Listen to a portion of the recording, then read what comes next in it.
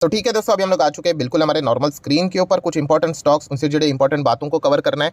तो सबसे पहले हम लोग देखेंगे HLE ग्लासकोट। यस दोस्तों, HLE ग्लासकोट आप सभी लोगों को पता ही है, micro cap small cap type की यहाँ पे एक कंपनी है। बहुत सारे लोग ये पूछते भी है, सर आप सिर्फ ऐसा क्यों नहीं बोलते कि स्मॉल कैप कंपनी है या फिर सिर्फ माइक्रो कैप है। कभी कभी आप ऐसे बोल देते हो कि micro cap and small cap type की कंपनी है। तो ये इसलिए बोलता हूँ दोस्तों क्योंकि जो क्राइटेरिया होता है micro cap and small cap का, अभी मान लीजिए कि 1000 करोड़, ठीक है, ये क्राइटेरिया है।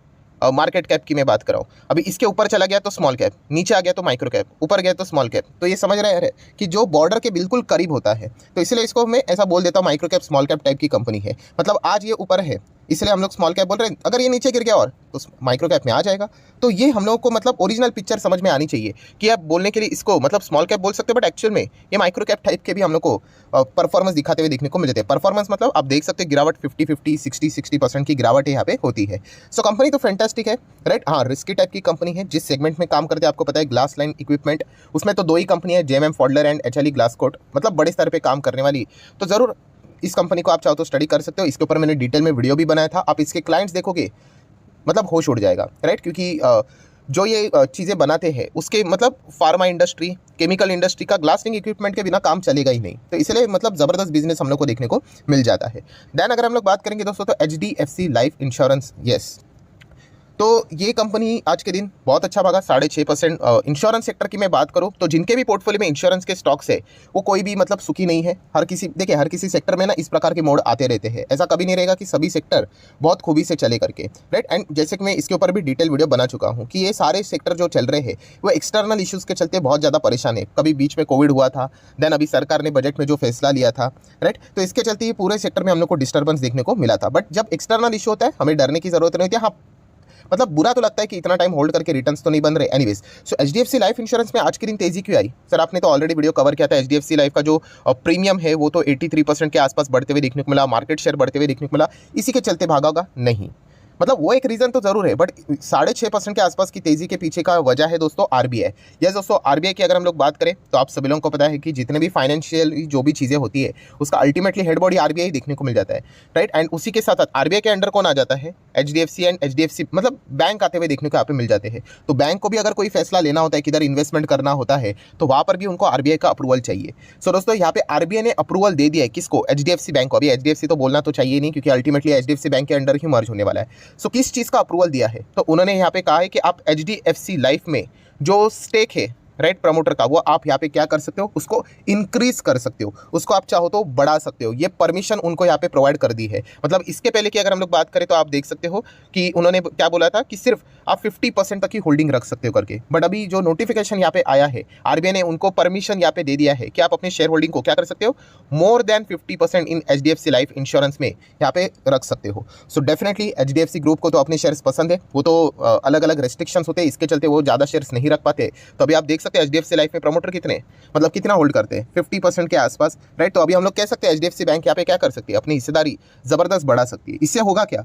देखिए, प्रमोटर जो शेयर्स अपने पास रखते हैं वो तो ट्रेडिंग होती नहीं है, लॉन्ग टर्म के हिसाब से अपने मतलब अकाउंट में चले जाते हैं। तो फ्री फ्लोट रहता है ना, वो कम हो जाता है, राइट। फ्री फ्लोट मतलब जो हमारे लिए अदर देन प्रमोटर रहता है वो कम हो जाता है। एंड जितना फ्री फ्लोट कम, उतना ही आप लोगों को पता है अच्छा खासा मतलब जो सप्लाई रहता है शेयर का वो कम हो जाता है, राइट। एंड अगर डिमांड बढ़ जाती है तो ऑटोमेटिकली शेयर प्राइस भागेगा करके, राइट। तो ये भी एक चीज़ यहाँ पे होती है। सो डेफिनेटली HDFC ग्रुप यहाँ पे क्या करेगा, HDFC बैंक क्या करेगा, उनको परमिशन दिए है। एंड HDFC लाइफ का शेयर प्राइस भी अभी हम लोग को बहुत टाइम तक नीचे देखने को मिला था। वो अपनी जरूर हिस्सेदारी बढ़ाएंगे, शेयर फ्री फ्लोट यहाँ पे कम हो जाएंगे। तो इसके चलते थोड़ा सा हम लोग को HDFC लाइफ के जो शेयर है बाजार में कम देखने को मिलेंगे, तो ऑटोमेटिकली डिमांड के साथ साथ शेयर प्राइस भी बढ़ते हुए देखने को मिल जाएगा। सो ये मेन रीजन था जो कि मैंने आप लोगों को यहाँ पे बता दिया है। नेक्स्ट अगर हम लोग बात करेंगे किसका, BCG का, ज़्यादा टाइम नहीं लेंगे। जैसे मैंने आपको बताया था लोअर सर्किट का खेल चलता ही रह रहा है।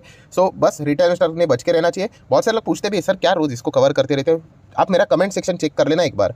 मतलब आज भी लोग ऐसे हैं कि कहते हैं कि सर ये तो बहुत बड़ा ट्रैप है, आप देखो ये स्टॉक अभी खरीदा जा रहा है उसके बाद तो ये जाएगा 500-600। मतलब सब समझ रहे हो, इमोशनल इन्वेस्टर बहुत सारे हैं। तो मैं मेरे साइड से तो कोशिश करते ही रहता हूँ, बाकी हर किसी का अपना अपना पैसा है, आपकी मर्जी। देखिए ऐसे कंपनीज में प्रॉफिट बन जाएगा, छोटा मोटा कभी जंप आ जाएगा, इसमें कोई वेल्थ क्रिएट नहीं होगी, राइट। 10 का स्टॉक 20 हो सकता है, मैं इसको डिनाई नहीं कर रहा हूँ, राइट। इसको पॉजिटिव वे में मत लेना कि सर 10 का 20 मतलब पैसा डबल हो गया, राइट। ऐसी कोई गारंटी नहीं, 10 का 1 रुपया भी हो सकता है, बट वेल्थ क्रिएट नहीं होगी। कि 10 का 100 हो जाएगा, बिल्कुल भी नहीं। ये तो सेबी के अंडर आ चुका है, अभी तो इसकी बैंड ही बजेगी, ठीक है। देन आज के दिन तो सबसे पहले रडार के ऊपर कौन सा स्टॉक था? रिलायंस इंडस्ट्री। नंबर्स दिखाए थे और नंबर तो ठीक ही थे, ओके ओके थे, बट येस डिविडेंड एक ऐसी चीज़ थी जिसके चलते शायद से डिसअपॉइंटमेंट हो सकता था, ऐसी चीज़ें लग रही थी। बट ओवरऑल अगर हम लोग बात करें, ठीक है, कोई ज़्यादा एक्साइटमेंट, कोई सुपर डुपर ओके भी, मतलब थम्स अप भी नहीं दिया और थम्स डाउन भी नहीं दिया, बिल्कुल फ्लैट रहे नंबर्स, हम लोग ऐसा बोल सकते हैं। गैप अप देखने को मिला, बट उसके बाद सिर्फ 0.5% की ही तेजी, राइट। तो थोड़ा मिक्स रिएक्शन देखने को मिला बाजार का, हम लोग ऐसा भी यहाँ पे बोल सकते हैं, एक तरफा कोई चीज़ें देखने को नहीं मिली। दैन दोस्तों बात करेंगे आईसीआईसीआई बैंक। यस, पूरा डिजर्व करता था, जैसे मैं हमेशा कहता हूँ कि नंबर तो अच्छे थे, मुझे नहीं पता कि आज के दिन ये भागता या गिरता, वो अलग कहानी, क्योंकि ऑपरेटर कुछ भी करते। मैंने कल के दिन एकदम आखिरी वीडियो में भी कवर किया था इस चीज़ को, कि किसी ने तो अफवाह फैला दी कि इनका डेटा लीक हो गया करके, मतलब ये गिराने की कोशिश करते रहते दोस्तों, आपको पता ही है। और ये गिर जाता तो रिटेल इन्वेस्टर, अरे आप तो बोल रहे थे अच्छे नंबर, ये तो गिर गया करके, और ये बड़े प्लेयर्स खरीद लेते हैं। तो इसलिए कहना चाहूँगा कि आपका खुद के ऊपर भरोसा होना चाहिए। मार्केट ऐसा चीज़ है कि किसी के ऊपर भरोसा नहीं, मेरे ऊपर तो बिल्कुल भी नहीं, मैं बहुत बार आप लोगों को बोल चुका हूँ, किसी के ऊपर भी नहीं, कोई सोशल मीडिया के ऊपर, कोई बाकी यूट्यूबर कोई भी बोल रहा है, बिल्कुल भी नहीं। आपको जो लगता है सही है, बस that's it. So ICICI bank की अगर हम लोग बात करें, हम लोगों ने नंबर्स पढ़े थे, एनपीपी की बात करें, सब कुछ बढ़िया नजर आया था, प्रॉफिटेबिलिटी, प्रोविजन, एनपीए की बात करें, हर एक चीज़ अच्छी देखने का पे मिली थी। तो उसी का रीज़न है, सेगमेंट वाइज रेवेन्यू भी देखा था, राइट। मतलब आप देख सकते हैं 2-2.25% की तेज़ी, तो अच्छा परफॉर्मेंस देखने को मिला। थोड़ा सा बीच में डाउन हुआ था, बट बाद में अच्छी खासी रफ्तार वापस हम लोग को चलती हुई देखने को पे मिली थी। एंड अगेन कह रहा हूँ दोस्तों, ये फालतू की चीज़ों में मत फंस लेना। ये देखिए, एस्टिमेट मिस हो जाते, ये हो जाते, एक्सपेक्टेशन के पीछे कभी मत भागना। एक्सपेक्टेशन इसीलिए रखा गया है क्योंकि रिटेल इन्वेस्टर को बेवकूफ़ बनाया जाए, राइट। तो हमेशा इसलिए मैं कहता हूँ कि पीडीएफ देखो, उसको पढ़ो, आपको अच्छे लगते नंबर, दैट्स इट, कहानी खत्म, राइट। एक्सपेक्टेशन बताया जाएगा कि 100 होना चाहिए, अरे देखो इसने तो 90 दिखा दिया, ये तो गिरना चाहिए, इस प्रकार की चीज़ें चलती रहती है। और बाद में जब गिरेगा ना, तो खरीद लेंगे बड़े प्लेयर्स, राइट। तो ये इसी तरीके की चीज़ें यहाँ पे चलती रहती है, इसलिए मैं कभी एक्सपेक्टेशन जैसी चीज़ें आपको दिखाता नहीं, क्योंकि उसका वैल्यू ही नहीं है। क्यों वैल्यू नहीं है? क्योंकि हर किसी का अपना अपना अनुमान है ना। अभी मेरा अनुमान एसएमकेसी, मुझे लगता है कि इतना इतना परफॉर्मेंस होना चाहिए। अभी कोई एक और रिपोर्ट होगा, उसको लगेगा इतना इतना होना चाहिए। कोई बड़ी एजेंसी होगी, उसका लगेगा इतना अनुमान। तो हर किसी का अपना अपना अनुमान अलग है, राइट। तो ये पॉइंट भी आप लोगों को पता है यहाँ पे होना चाहिए, राइट। तो अल्टीमेटली आपको क्या लगता है, आपको नंबर्स अच्छे लगे क्या? दैट्स इट, कहानी खत्म। उसके बाद लॉन्ग टर्म होल्ड करना है। इसके पहले ये ऐसा बहुत पहले बार ऐसा हुआ था जब ये 300 के आसपास चल रहा था, ज़बरदस्त नंबर थे एंड स्टॉक को सीधा गिराया गया एंड लोग मतलब भाग गए, बोलते कि क्या गिर गया, अब नंबर तो अच्छे बोलते। और उसके बाद आज के आपके सामने स्टॉक कहाँ से कहाँ चला गया करके, राइट। बाकी बैंक्स देखिए एंड ये बैंक देखिए, 200% से ज़्यादा की रिटर्न, कंपैरिजन भी करके देखिए कि मतलब कि कैसे बेवकूफ़ बनाया जाता है। इसलिए कहता हूँ कि आपका स्टडी ये फाइनल डिसीजन होना चाहिए। शेयर भाग रहा है, गिर रहा है, वो एक अदर पार्ट हो गया, ठीक है।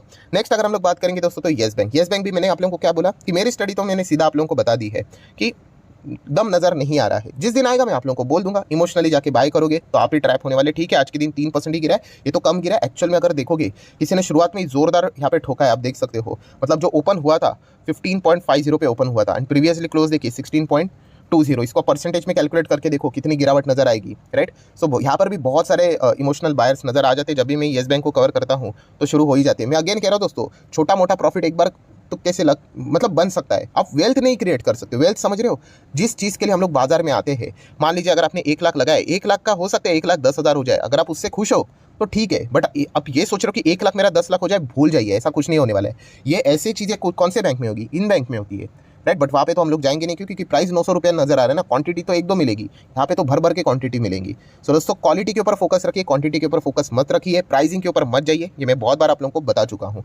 सो अगेन कह रहा हूँ, बहुत सारे लोग पूछते भी है, सर क्या आपकी कोई दुश्मनी? मेरी क्यों दुश्मनी होगी? अगर कंपनी अच्छा करती है, कंसिस्टेंसी दिखाती है, दैट्स इट, काम यहाँ पे हो गया। बट कंपनी का हम लोगों ने परफॉर्मेंस देखा है, एनपीपी देखा, राइट, प्रोविजन भी देखा एंड एनपीए देखा। एनपीए तो ईयरली तो देख नहीं सकते थे, क्वार्टरली देखा, राइट। पुअर परफॉर्मेंस था। अगर ऐसी चीज़ें चलती रहेंगी तो बड़ा पैसा कैसे बनेगा, राइट। तो इतना ही कहना चाहूँगा कि संभल कर रहना चाहिए। छोटा मोटा पैसा लगाते हो, समझ में आ जाती बात। बहुत बड़ा पैसा लगाओगे तो दिक्कतें हो सकती। मैक्रोटेक डेवलपर्स रिजल्ट देखने को मिले, डिविडेंड एंड प्लस बोनस, इन तीनों का कॉम्बिनेशन क्या देखने को मिला?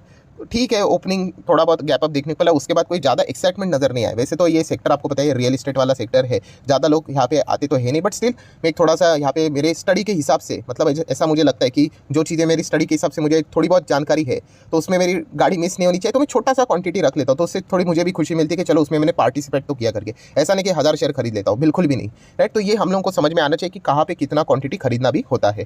देन चलिए आ जाते हैं आखिरी स्टॉक के ऊपर, विप्रो। यस, विप्रो ने आज के दिन 2.5% की तेजी दिखा दी। तेजी के पीछे का रीजन अभी बच्चे को भी पता है, बट फॉर्मेलिटी कर ही लेते हैं। यस, 27 तारीख को अगर हम लोग बात करें अप्रैल, विप्रो अपने Q4 के रिजल्ट पेश करेगा अलॉन्ग विथ क्या?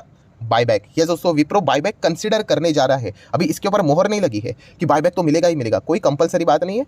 चाहे तो वो ये भी बोल सकते हैं अरे नहीं करके, बट ऐसा बोलेंगे तो विप्रो की तो ऑलरेडी हम लोग को बैंड बचती हुई दिखने को मिले, तो और ये नीचे चला जाएगा, क्योंकि इसके चलते अभी ट्रेडर्स एंटर कर चुके हैं आज के दिन, आप देख सकते हो, राइट। तो ये पॉइंट हम लोग को देखने को मिल रहा है। तो अभी बायबैक मिलेगा, पहले येस और नो वो चीज़ देखने को मिलेगी। अगर येस है, ठीक है, तो उसमें भी दो टाइप होते हैं, एक होता है टेंडर रूट एंड एक होता है ओपन रूट, राइट। एंड मेरे हिसाब से मुझे ऐसा लगता है दोस्तों कि अभी सेबी जिस राह पे चल रही है कि आने वाले समय में ओपन रूट तो बंद करेगा। आपको बताना चाहूंगा कि ओपन रूट में कंपनी को बहुत फायदा मिलता है एंड टेंडर रूट में रिटेल इन्वेस्टर को बहुत ज़्यादा फायदा मिलता है। टेंडर रूट मतलब क्या कि कंपनी बोलेगी कि 400 450 पे हम आपके शेयर्स खरीदेंगे करके, वो पूरे शेयर्स नहीं खरीदे जाते, वो देखा जाता है कि कितना रिस्पॉन्स आता है, एक्सेप्टेंस रेशो डिसाइड किया जाता है, राइट।